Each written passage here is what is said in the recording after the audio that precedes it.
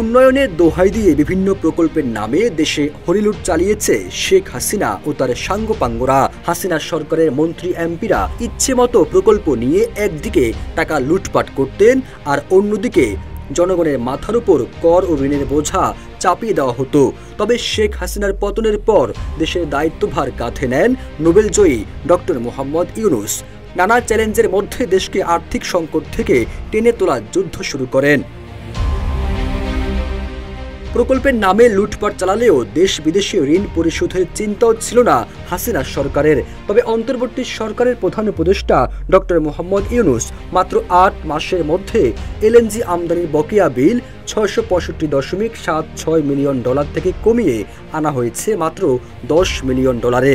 এরই মধ্যে মার্কিন কোম্পানি শেভরনের ২৩৭.৫৫ মিলিয়ন ডলার ও কাতার ওমানের ৩১৭.৪৮ মিলিয়ন ডলার বকেয়া পরিশোধ সম্পূর্ণ হয়েছে, যা ইউনূস সরকারের সফলতা দেখছে বিভিন্ন মহল। এখন যে কোনো ব্র্যান্ডের পুরাতন এসি বদলে নতুন ওয়ালটন এসিতে উপভোগ করুন ২৫% ছাড়। গত ৮ মাসে বিভিন্ন দেশের যে পরিমাণ ঋণ পরিশোধ করলো তাতে যেন মাথা উঁচু করে দাঁড়ালো বাংলাদেশ। বিদ্যুৎ, জ্বালানি ও খনিজ সম্পদ মন্ত্রণালয়ের উপদেষ্টা মোহাম্মদ ফাউজুল কবির খান জানান, বিল পরিশোধে বিলম্বের কারণে শুধু ভাবমূর্তি ক্ষুণ্ণ হয়নি, বিশাল অঙ্কের জরিমানাও গুনতে হয়েছিল। অন্তর্বর্তী সরকারের কঠোর আর্থিক শৃঙ্খলা এবং সময়োপযোগী সিদ্ধান্ত গ্রহণের ফলে হাসিনা সরকারে ভেঙে দেওয়া বিভিন্ন আর্থিক প্রতিষ্ঠানে আমূল পরিবর্তন ঘটেছে। ব্যাংকগুলোর সক্রিয় অংশগ্রহণ এবং বিশেষ করে প্রবাসীদের রেমিট্যান্স এই সাফল্যের অন্যতম চালিকা শক্তি হিসেবে কাজ করেছে।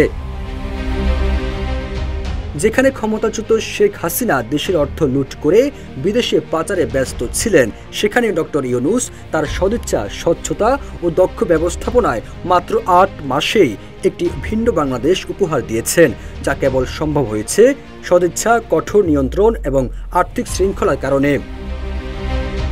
Firoz Alam, news desk, Ittefaq.